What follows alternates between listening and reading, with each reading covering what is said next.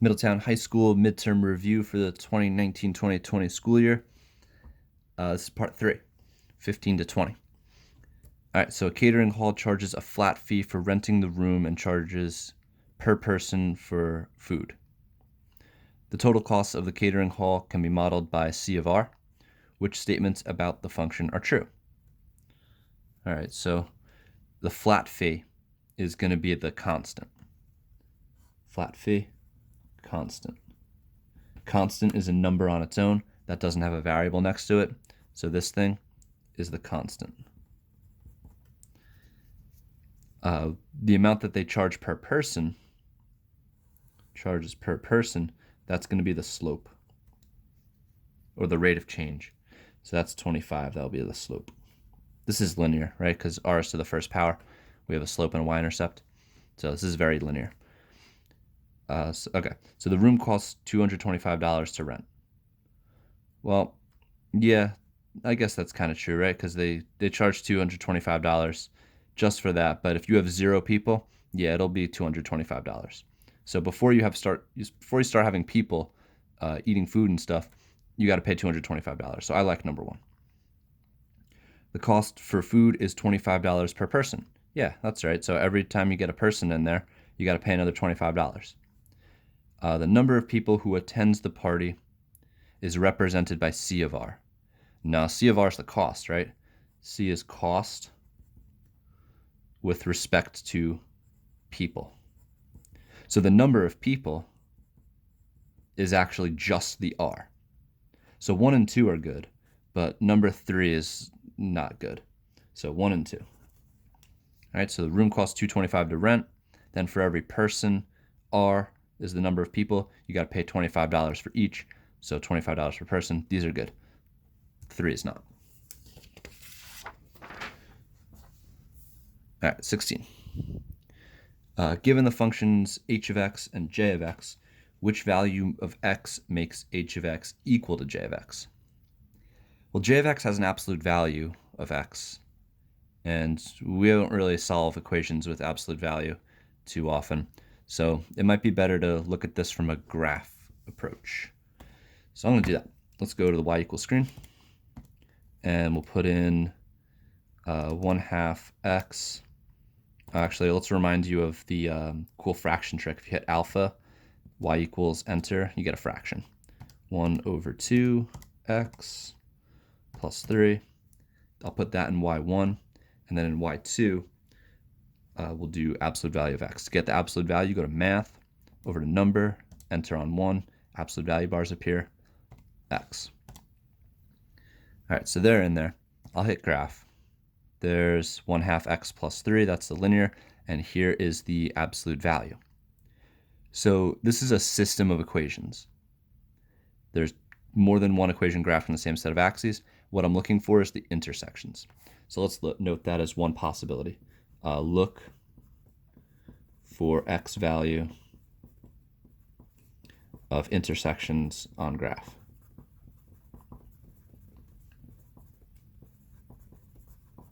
Okay, so we have the x values. There's a couple different ways we can find this. Notice all the answer choices are whole numbers.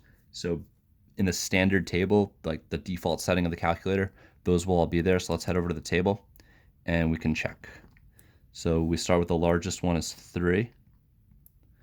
And we have different numbers for y1 and y2, so it can't be that one. 2, different numbers. -2, the same number, so negative 2 is good. And then -6, different numbers. So -2 is the only one that gives us the same number for both y1 and y2. So if we look at our graph, if we go to -2, 1, 2, there's an intersection. That x value is going to do it. Nope, that's +2. We said -2. Okay, -2.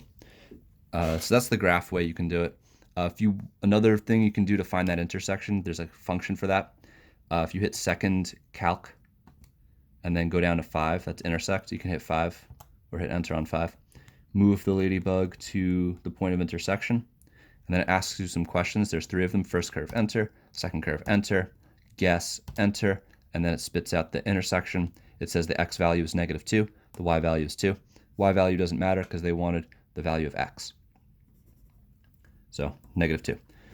If you didn't know how to do any of the graph stuff, the other thing you could do is plug the numbers into this as an equation. So they say h of x is equal to j of x. So another thing you can do is back solve, fancy word, plug in answer choices.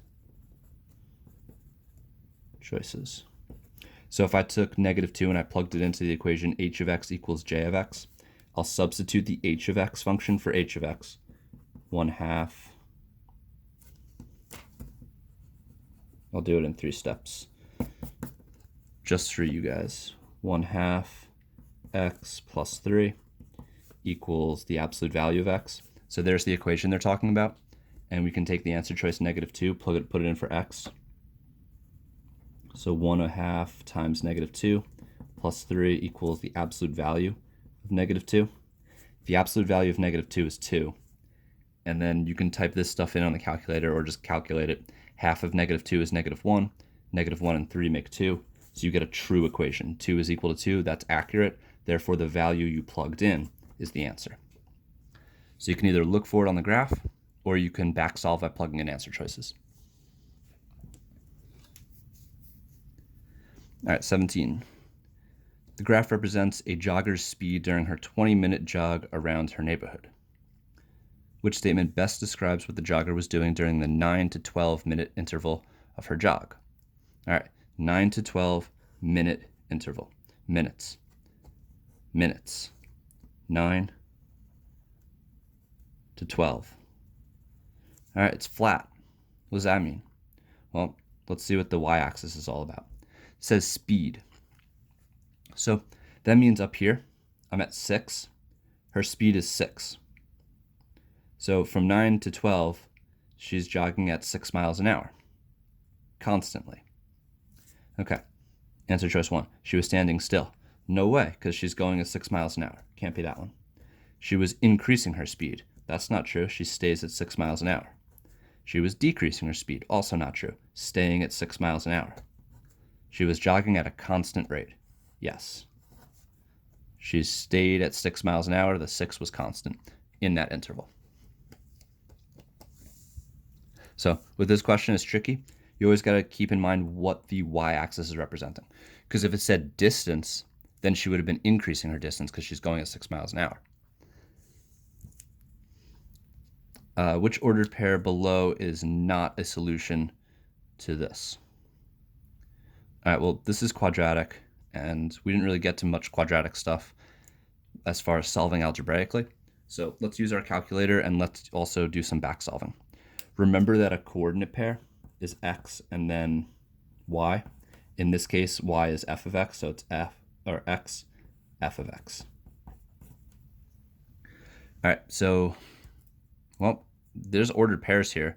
We get ordered pairs from our table, and we can totally put this in the y equals screen. Y equals screen. Get rid of that stuff, get rid of that stuff. X to the second power minus 3x plus 4. All right, there's our function. It's in the y equals screen. We'll go to the table, and we can check out some of these values. So most of these are integers, which is good because they come up on our table. We don't have to change anything. So we have, make sure you can see. Where's a good spot? There's a good spot. Okay. So we have 0. So we'll start at 0. Change my mind. It's too hard to do. Aha, we can see there. All right, 0. We get the coordinate point 0, 4. Hey, that is a solution, but they wanted to know which one was not a solution. So it can't be 1 because that's true. We want the one that's not true. 1.5 is not going to show up here on the standard default setting, so let's skip it for now. We'll go to 5. 514, that's there. So it can't be that one. Again, it wanted not a solution. And -1.6. X value is not in order. All right, so -1.6 can't be it because that's a -1.8. So -1.6 is the answer because that's not a solution. It didn't come up with that coordinate.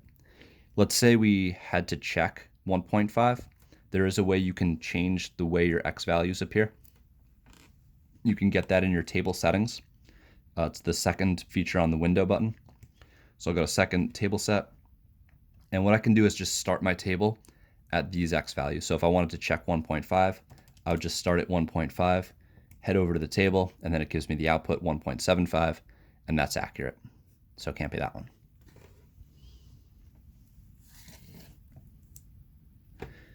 To change it back, you can go back to table settings and just start at 0, or you can wipe the calculator second memory 712 back to factory settings.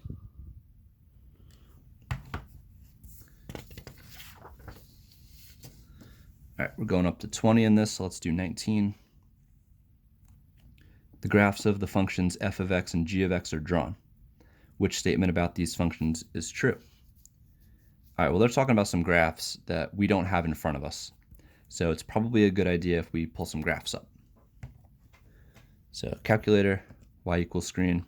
Let's put f of x in y1. To get absolute value, we're going to go to math, over to number, enter on 1, x minus 3. Then we'll add 1 to that. Notice I had to use my arrow key to get myself out of the absolute value bars.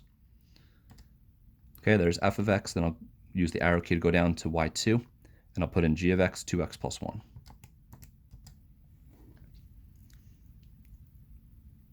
All right, so they're talking about solutions here.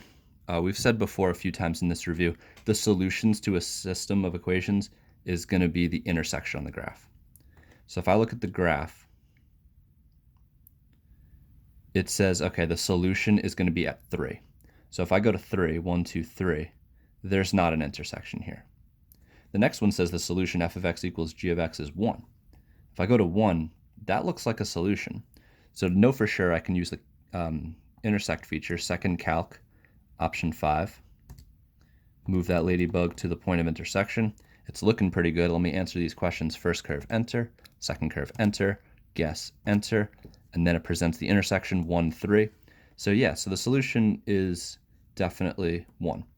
Notice that it's the x value, because in the equation, they're showing me x's.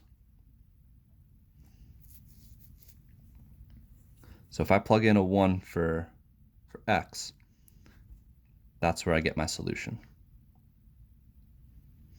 Okay, the graphs intersect when y is equal to 1. That's not true, because at 1, I only see the linear function, not the absolute value function. Right, this one's linear. This is absolute value. And then the graphs intersect when x equals 3. Again, that's not true. Otherwise, it would have been this. All right, last one for this video. A system of equations is shown below. We got equation A and equation B. We want to know what method eliminates a variable. In order to eliminate a variable, you have to create opposites. So if I multiplied equation A by negative 1/3 and added it to B, negative 1/3 here would create a negative 3. But that's not an opposite, because negative 3 and negative 3 have the same sign. So it can't be 1. Let's note must create opposites. When we say opposites, that's the same number, different sign.